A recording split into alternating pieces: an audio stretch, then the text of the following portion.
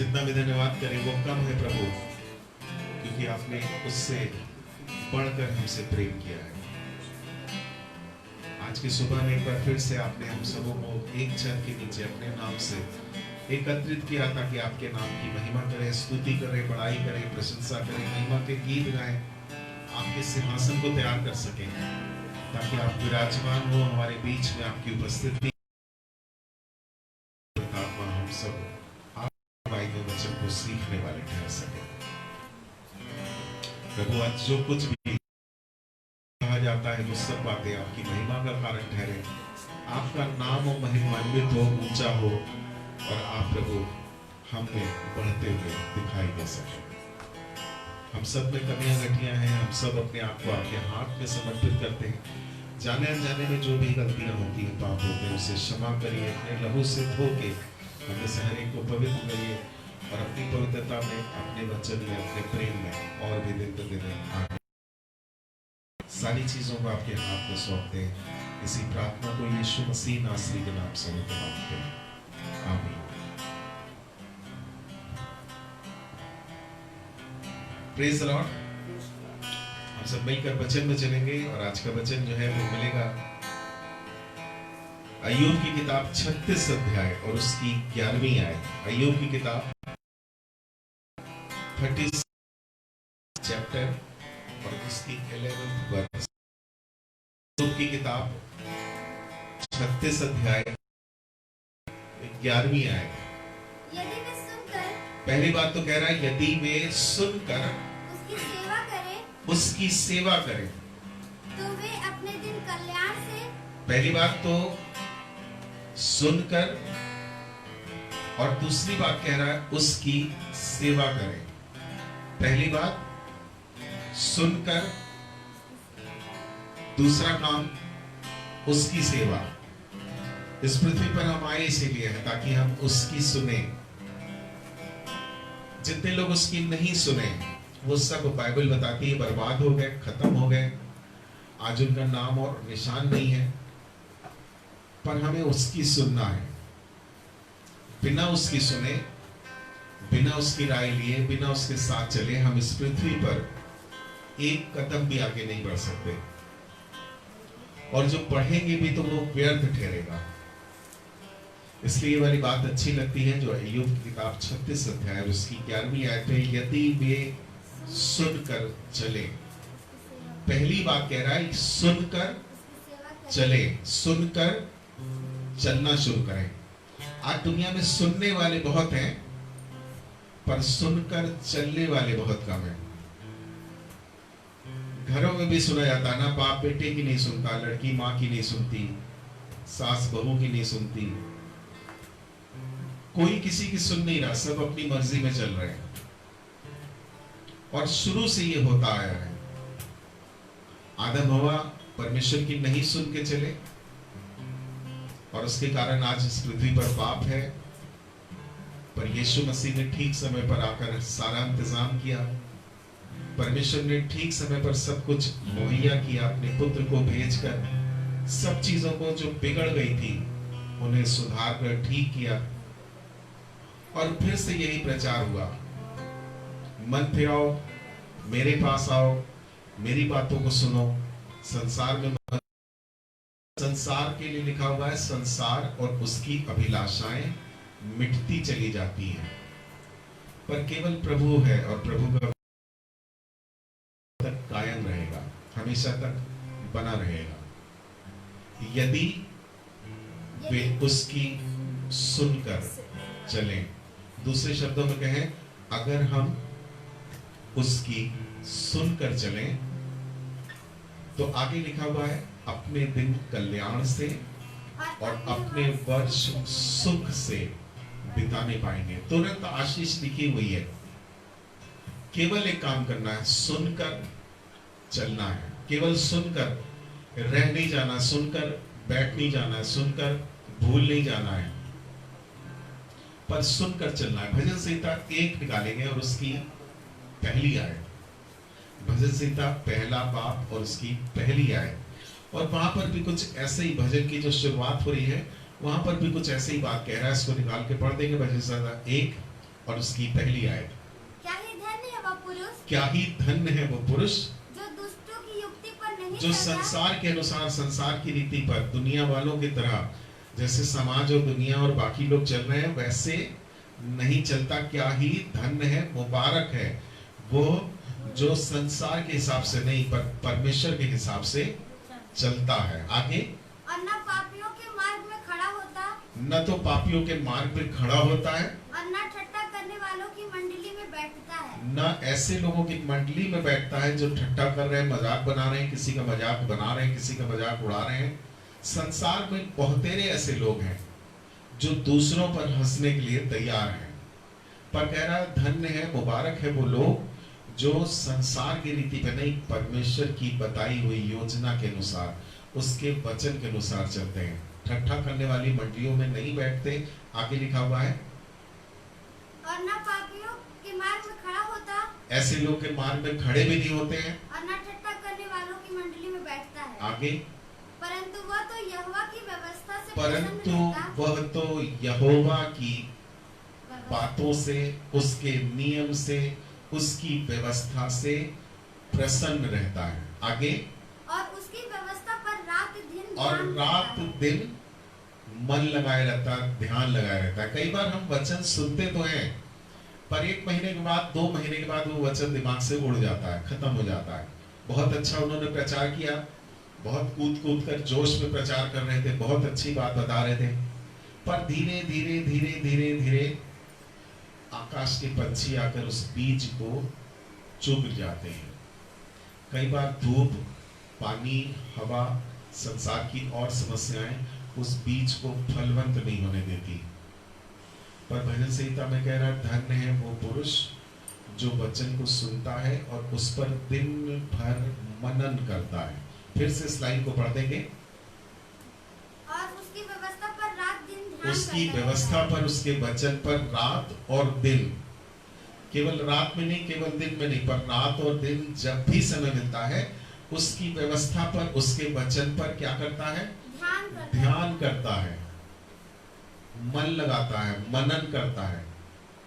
और फिर आगे आशीष फिर से लिखी हुई है, वह तो उस वृक्ष के समान है, वह तो उस वृक्ष के समान है जो बहती नालियों के किनारे लगाया गया है। बहती नाली के किनारे अगर कोई वृक्ष उग जाता है तो हमेशा हरा रहता है, क्योंकि उसे पानी मिल रहा है, धूप मिल रही है, हवा मिल रही है, और वो हरियाली में अपने जीवन को बिताता है। जीवन का जल यीशु मसीह है, और उसकी निकटता में यदि हमारा जीवन है तो हमेशा हम हरे भरे दिखाई देंगे। परमेश्वर के लोगों को किसी भली वस्तु की घटी नहीं होगी। वचन में लिखा हुआ है जवान सिंह तो भूखे सो जाएंगे, पर परमेश्वर के लोग कभी भी भूखे नहीं सोएंगे। वो हर समय हरियाली में रहेंगे, क्योंकि उन्होंने अपनी जीवन, अपनी जिंदगी प्रभु के हाथ में, प्रभु के शरण में दे दी है। यदि वे सुनकर, यदि वे मेरी बातों को सुनकर उस पर चले। कई लोग सुनते तो हैं, चलते नहीं हैं, और चलते तो हैं पर आगे चल के छोड़ देते हैं चलना। पर तीसरी बात है कि वे सेवा करें। यदि वे सुनकर उस पर चले, मेरी सेवा करें, तो अपने दिन कल्याण से और अपने वर्ष सुख से बिताने पाएंगे। आशीष ही आशीष रखी हुई है, प्रतिदिन कल्याण होगा और प्रति वर्ष आप सुख से बिताते चले जाएंगे। बाइबल में लिखा हुआ है जब किसी के घर जाओ, इसको निकाल के पढ़ देंगे, बहुत अच्छी बात लिखी हुई है। कल्याण किसका होगा? वे अपने दिन सुख से, वर्ष अपने सुख से और अपने दिन कल्याण से बिताने पाएंगे। लूका की किताब 10 अध्याय और उसकी 5 और 6 को पढ़ेंगे। लूका की किताब 10 अध्याय और उसकी 5 और 6 वर्ष को पढ़ेंगे। जिस किसी के घर में जाओ, अब कह रहा है जो परमेश्वर के लोग हैं, प्रभु के लोग हैं, विश्वासी लोग हैं, उनके लिए कह रहा है जब किसी के घर जाना, पहले कहो इस घर पर कल्याण हो। पहले इस बात को कहो, इस घर पर कल्याण हो, प्रभु का आशीष हो, प्रभु का कल्याण इस घर पर हो। दूसरी बात, यदि वहाँ कोई कल्याण के योग्य अब होगा, कह रहा है यदि वहां कोई कल्याण के योग्य होगा, तो तो उसका निश्चित रूप से कल्याण होगा, और नहीं तो वो तुम्हारी आशीष, वो कल्याण वापस आ जाएगा। अब जरूरत इस बात की है इस पृथ्वी पर कि क्या हम उस योग्य हैं कि उस कल्याण को, उस आशीष को प्राप्त कर सकें। यदि वे सुनकर मेरी सेवा करें तो अपने वर्ष सुख से और अपने दिन अच्छी तरह से, कल्याण से बिताने पाएंगे। पर कल्याण किसका होगा? यदि वे योग्य होंगे। योग्यता कैसे आती है? हम योग्य कैसे बनते हैं? जब हम धीरे धीरे परमेश्वर की संगति में बढ़ना शुरू करते हैं तो परमेश्वर हमें योग्य वर बना देता है, अपनी योग्यता हमारे अंदर धीरे धीरे डालना शुरू कर देता है। हम धीरे धीरे प्रभु में बढ़ने लगते हैं, समझदार होने लगते हैं, बुद्धिमान होने लगते हैं। तब हमें धीरे धीरे पता लगने लगता है संसार कैसे चल रहा है, पर हमको किस तरह से चलना है, किस रास्ते पर चलना है। धीरे धीरे हमारी मन की आंखें खुलना शुरू होती हैं। अब जब आप विश्वास में होकर चल रहे हैं, और अगर पहले की जिंदगी सोचें तो आपको लगेगा पहले हम लोग क्या क्या करते थे, किस किस अंधकार में पड़े हुए थे, और कैसे कैसे अंधकार के कामों को अपने शरीर से अंजाम देते थे। पर जब यीशु मसीह हम पर आया, यीशु मसीह की ज्योति हम पर प्रकट हुई, तो अब धीरे धीरे हम प्रभु में किस तरह से बढ़ रहे हैं। अब पुरानी बातें सोचकर भी हंसी आती है कि हम लोग क्या क्या करते थे, कैसे कैसे क्या क्या चीजों में फंसे हुए थे। पर परमेश्वर के वचन में लिखा हुआ है, तुमको अपनी अद्भुत ज्योति में इसीलिए बुलाया है ताकि तुम उसके गुणों को प्रकट करो। तुम एक चुना हुआ वंश, राज पदाधिकारी, याजकों का समाज और मेरी निज प्रजा हो, और तुम्हें इसलिए अद्भुत ज्योति में अंधकार से बुलाया है ताकि तुम उसके गुणों को, उसकी अच्छी बातों को तुम अब प्रकट करो। जो कोई कल्याण की योग्य होगा, और जब तुम कहोगे कल्याण हो तो उसका कल्याण निश्चित रूप से होगा, क्योंकि वो उन बातों को रिसीव कर रहा है। यदि वे मेरी बातों को सुनकर चलें तो अपने दिन कल्याण से और अपने वर्ष सुख से बिताने पाएंगे। एक जगह से और पढ़ेंगे जो मिलेगा, पहला यूहन्ना 1 अध्याय और उसकी 6 आयत। पहला यूहन्ना 1 अध्याय और उसकी 6th वर्ष को, 6वीं आयत को और 7वीं आयत को पढ़ेंगे। यदि हम कहें कि उसके साथ हमारी सहभागिता है, उसके साथ हमारी सहभागिता है, हम तो अपने प्रभु के संग संग चलते हैं, प्रभु का नाम हम दिन भर लेते रहते हैं, प्रभु हमारे साथ साथ है, प्रभु हमारे साथ साथ बने रहते हैं। यदि हम इस बात को कह रहे हैं कि उसकी सहभागिता, उसकी उपस्थिति, उसके संग हम बने हुए हैं, उसके संग हम चल रहे हैं आगे, और फिर अंधकार में चले, और फिर संसार की बातों में, संसार की चीजों में लिप्त रहें। मुंह से तो कहें कि परमेश्वर हमारे संग है, हम परमेश्वर के संग संग चल रहे हैं, और संसार की बातों में लिप्त रहें या संसारिक बातें हमें हमारे अंदर से दिखाई दें, तो आगे कह रहा है तो हम झूठे हैं, तो हम झूठे हैं। हम झूठ मूठ मुंह से कह रहे हैं कि प्रभु हमारे संग है। लिखा हुआ है, हे लोगों, बुराई से दूर हटकर भलाई में बढ़ो, ताकि तुम्हारा ये कहना व्यर्थ न ठहरे कि परमेश्वर तुम्हारे साथ है। तुम बुराई भी कर रहे हो, संसार की रीति पे चल भी रहे हो, और संडे को आके प्रार्थना कर ले रहे हो या किसी प्रेयर मीटिंग में जाकर हाथ उठाकर वर्शिप कर ले रहे हो और कह रहे हो प्रभु हमारे संग है, तो तुम संदेह में हो, दुविधा में हो, परमेश्वर तुम्हारे संग नहीं है। यदि हम कहें कि परमेश्वर हमारे संग है और हम संसारिक रीति से इस पृथ्वी पर चलें, तो हम परमेश्वर के समक्ष झूठे ठहरेंगे। 7वीं आयत, पर यदि जैसा वह ज्योति में है, पर यदि जैसा वो ज्योति में है, वैसे ही हम भी ज्योति में चलें, वैसे ही हम भी उसके अनुसार, उसकी चाल में, उसकी बातों में, उसके वचन की आज्ञाओं में चले, तो एक दूसरे से सहभागिता करते हैं, तो एक दूसरे से हमारी सहभागिता होती है।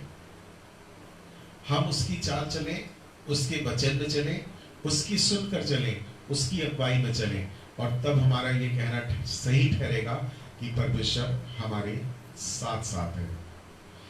लिखा हुआ है, यदि मेरी बातें तुम में बनी रहे और तुम मुझ में बने रहो, तो फिर आशीष की बात लिखी, तो जो कुछ तुम पिता से मांगोगे वो तुम्हें मिल जाएगा। सब चीजों में वचन, आज्ञा और उसकी मर्जी पहला स्थान रखती है। यदि हम सिर्फ मुंह से कह रहे हैं कि उसकी सहभागिता हमारे संग है, वो हमारा परमेश्वर है, हम उस पर विश्वास करते हैं, हमारे संग संग वो चलता है, हम उसके साथ साथ रहते हैं, और एक भी वचन ना माने, तो हमारा ये कहना कि परमेश्वर हमारे संग है झूठा ठहरेगा। एक जगह से और पढ़ेंगे, जो मिलेंगे रोमियो की किताब 6 अध्याय और उसकी 4 आयत, और रोमियो की किताब 13 अध्याय और उसकी 13वीं आयत। 2 जगह से पढ़ेंगे, रोमियो 6:4 और रोमियो 13:13।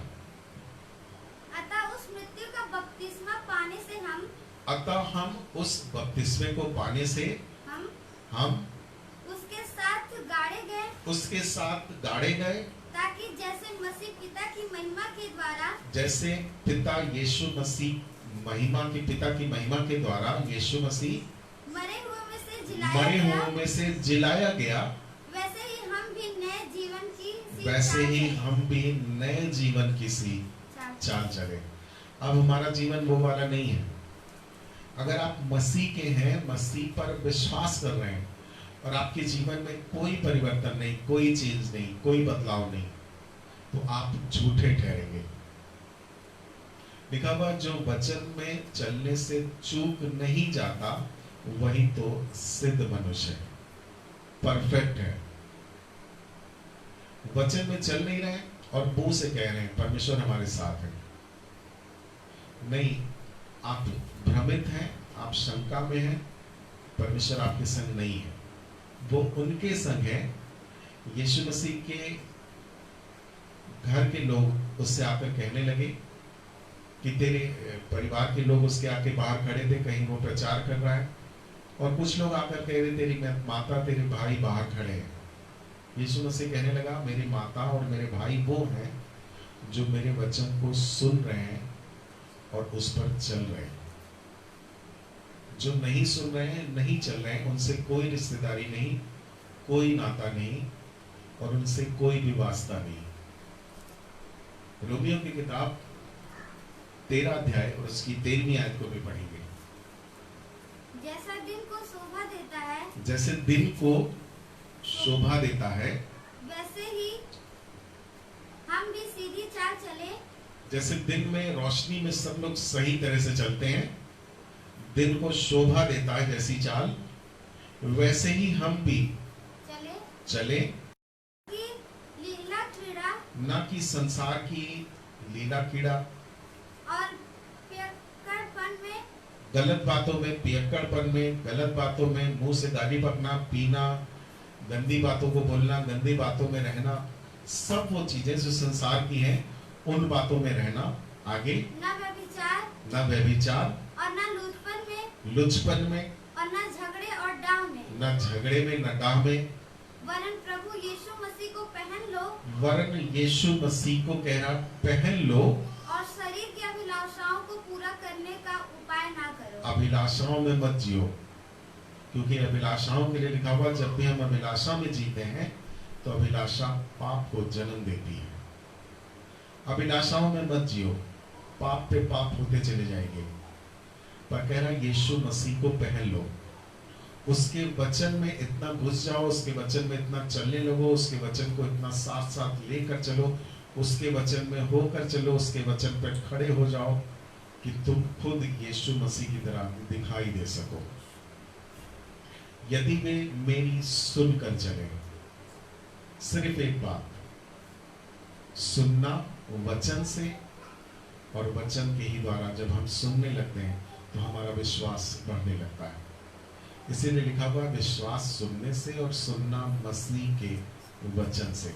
संसार की उल की बातों से नहीं, विचार से, पियक्कड़पन से, तमाम और चीजें जो गिनवाई गई उससे नहीं। इसीलिए लिखा हुआ, शारीरिक मनुष्य शरीर की बातों पर मन लगाता है, पर आत्मिक मनुष्य, विश्वासी मनुष्य विश्वास की बातों पे, वचन की बातों पे, आत्मिक बातों पर मन लगाता है। फिर लिखा हुआ है, शरीर के अनुसार अगर दिन काटोगे तो मरोगे, पर अगर आत्मा के चलाए चलोगे तो उस अनंत जीवन को प्राप्त करने पाओगे। ये लड़ाई जीवन भर रहेगी शरीर और आत्मा की। पर यदि हम प्रभु के संग चल रहे हैं, प्रभु के वचन को लेकर चल रहे हैं, प्रभु के वचन को लेकर मनन कर रहे हैं, वो दिन और रात लिखा हुआ है भजन संहिता में, परमेश्वर की व्यवस्था पर दिन और रात मन लगाता है, मनन करता है और उसी पर चलता है। जब हम प्रभु को लेकर चलेंगे, प्रभु की उपस्थिति में चलेंगे, प्रभु के साथ चलेंगे, तो निश्चित रूप से हमारे दिन सुख से और हमारे वर्ष कल्याण से बीतने पाएंगे।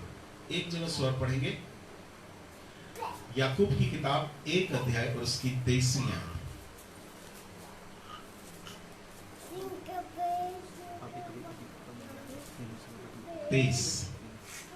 याकूब 1 अध्याय और उसकी 23वीं आयत।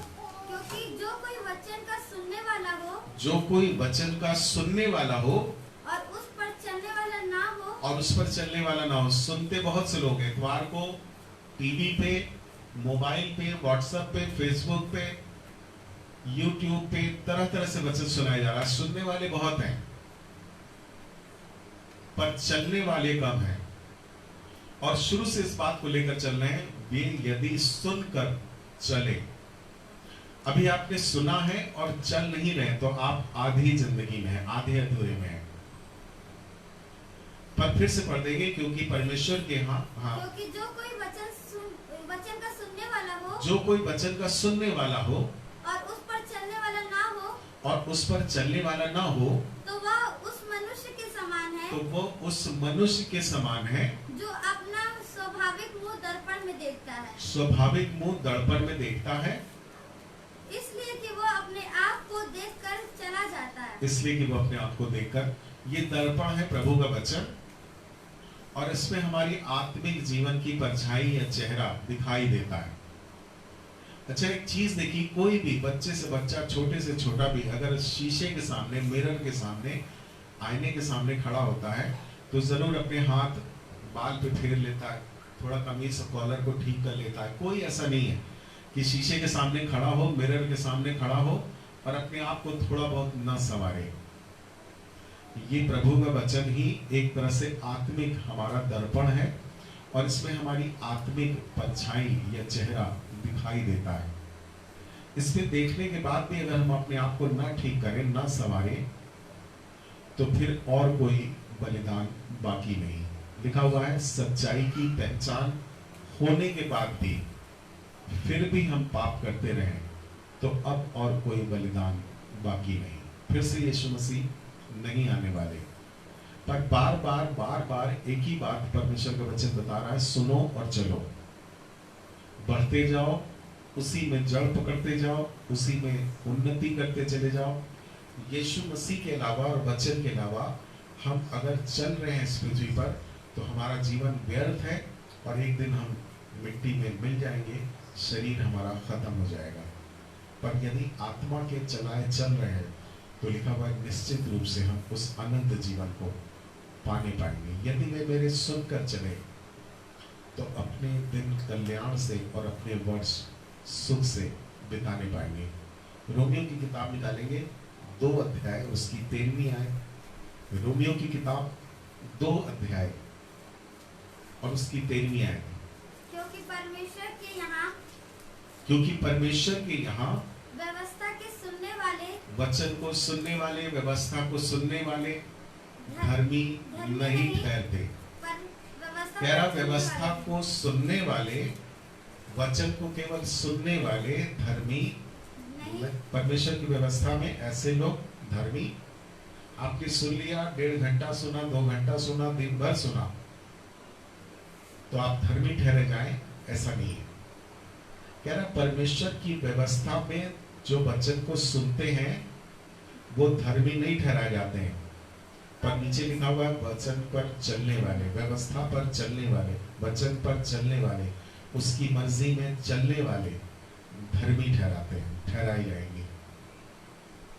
अगर हम धर्मी इस पृथ्वी पर बनना चाह रहे हैं तो एक तो यीशु मसीह के लहू के द्वारा हम धर्मी ठहरते हैं और दूसरा वचन के चलने के द्वारा हम धर्मी ठहरते हैं।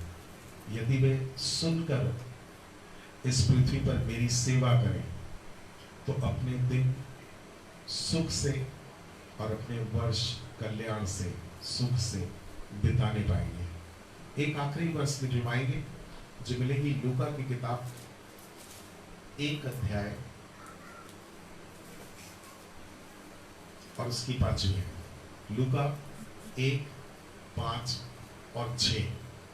यहूदियों के राजा हेरोदेस के समय अबिय्याह के दल में जकरिया नाम का एक अबिय्याह के दल में जकरिया नाम एक याजक था, प्रभु का सेवक था, और उसकी पत्नी हारून के वंश की थी, और उसकी पत्नी लिखा हुआ है हारून के वंश की थी, जिसका नाम एलिशिबा था। एक याजक है, प्रभु के सेवक है, और एक और है जो अच्छे वंश से आ रही है, अच्छे घर से आ रही है, और उसका नाम क्या दिया हुआ है? एलिशिबा।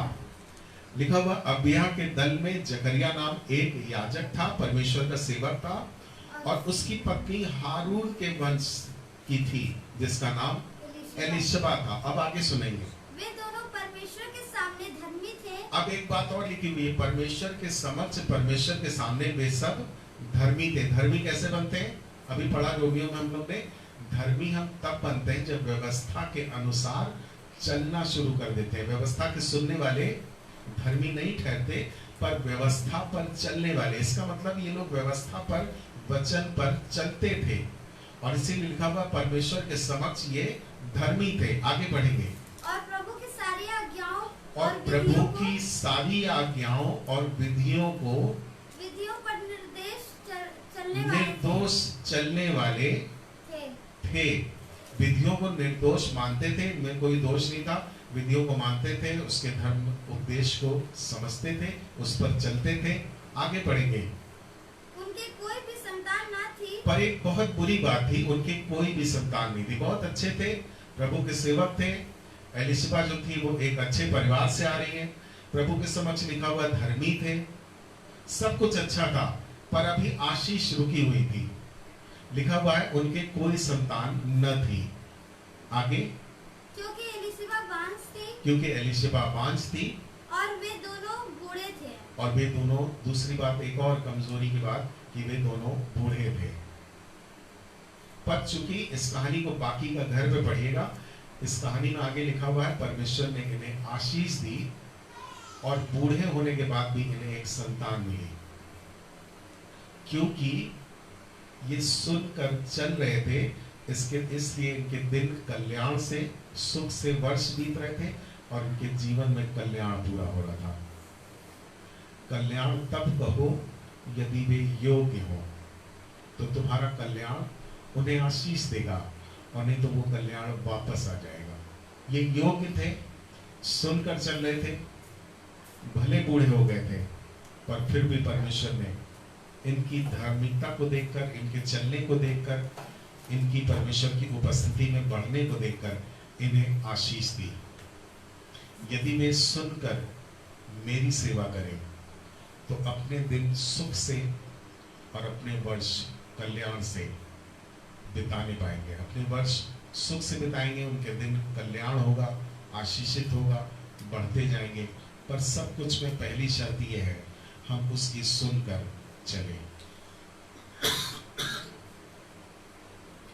यदि सुनकर नहीं चल रहे हैं,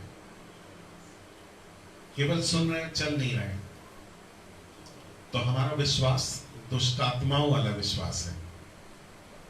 दुष्टात्माओं के लिए लिखा हुआ है वे उसकी सुनती तो है, उसके वचन को सुनती तो है, पर मानती एक भी नहीं है।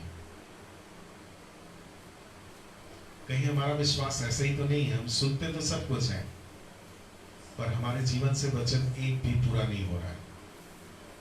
अगर ऐसा विश्वास है तो ये विश्वास हमें कहीं नहीं ले जाएगा, हम इसी पृथ्वी पर एक दिन नाश हो जाएंगे। पर लिखा हुआ है अवसर को बहुमूल्य समझो, क्योंकि दिन बुरे हैं। शैतान दिन प्रतिदिन प्रबल होगा, तमाम किस्म की लालसाओं में, परीक्षाओं में तुम्हें गिरने देगा ताकि तुम भटक जाओ, गिर जाओ, बर्बाद हो जाओ। पर उसी के साथ साथ प्रभु यीशु मसीह ने अपना अनुग्रह हम पर उंडेल दिया है ताकि हम इस अवसर को बहुमूल्य समझकर उसके अनुग्रह में, उसकी बातों में, उसके विश्वास में, उसके वचन में बढ़ने वाले हो सकें। केवल सुने नहीं, पर अब चलना शुरू करें। सच बात तो यह है कि मसीही जिंदगी, क्रिश्चियनिटी अनुभव करने वाली चीज है। जब आप यीशु मसीह के संग चलने लगेंगे तो आपको अनुभव होने लगेगा कि यीशु के संग चलने में कितनी आशीष मिलती है, कितना प्रेम मिलता है, कितनी उन्नति मिलती है, कितनी सामर्थ मिलती है। और धीरे धीरे धीरे धीरे धीरे धीरे आपको ये पता चलने लगेगा कि यीशु मसीह में ही आनंद की भरपूरी है। इसीलिए दाऊद कह रहा है परमेश्वर की निकटता में ही आनंद की भरपूरी है। संसार में बहुत सी चीजें हैं जो आपको आनंद देंगी, खुशी देंगी, वह थोड़े दिन की होगी, थोड़े समय की होगी। पर हमेशा की खुशी, हमेशा का जीवन, हमेशा का आनंद सिर्फ और सिर्फ यीशु मसीह के पास है। अगर आप अभी तक सुन रहे हैं पर उस पर चल नहीं रहे हैं, तो अब इस बात को शुरू करिए।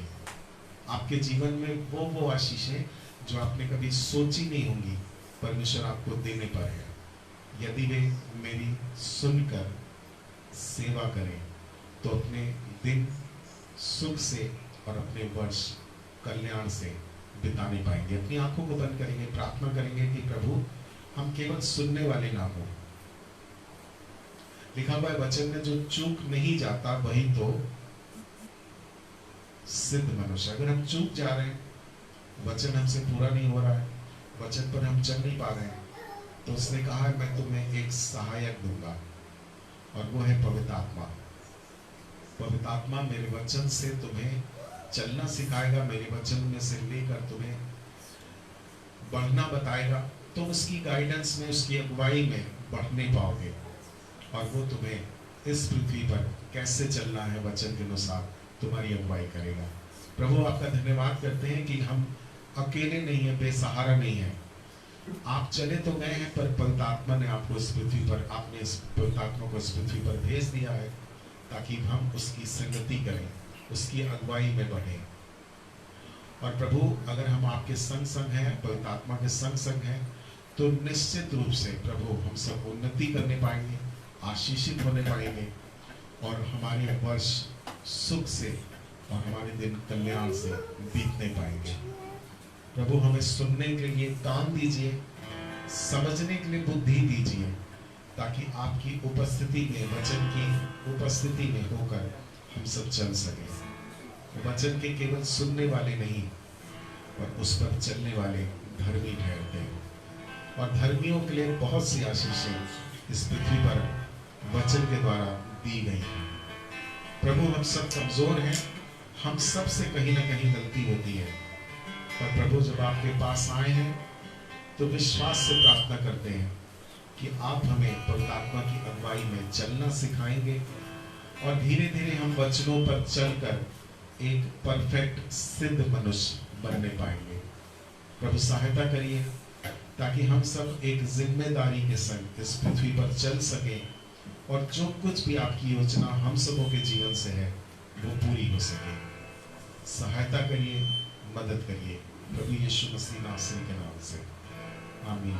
तेरा लहू बड़ा कीमती है प्रभु, तेरा लहू बड़ा कीमती है, तेरा लहू बड़ा कीमती है प्रभु, तेरा लहू बड़ा कीमती है, क्योंकि उस लहू में जो ताकत है, जिससे हम पाते छुटकारा, क्योंकि उस लहू में जो ताकत है, जिससे हम पाते छुटकारा, तेरा लहू बड़ा कीमती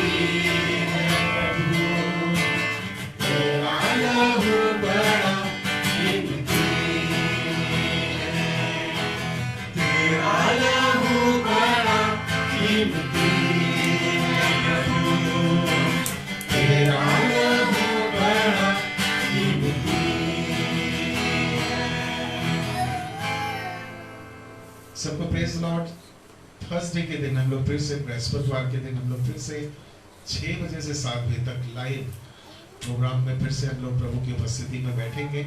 आप फिर से लाइव हो सकते हैं इसी पेज पर। सो मिल करके प्रभु की एक बार फिर से स्तुति और बड़ाई और प्रशंसा करेंगे। प्रभु में बढ़ते चले जाइए, वचन को सुनकर उस पर चलने वाले बने, ताकि हर एक वो आशीषें जो परमेश्वर ने वचन के द्वारा हम आप हमारे और आपके लिए रखी है, वो हम सब प्राप्त कर सकें। सभी को प्रेज द लॉर्ड। जय मसीह की।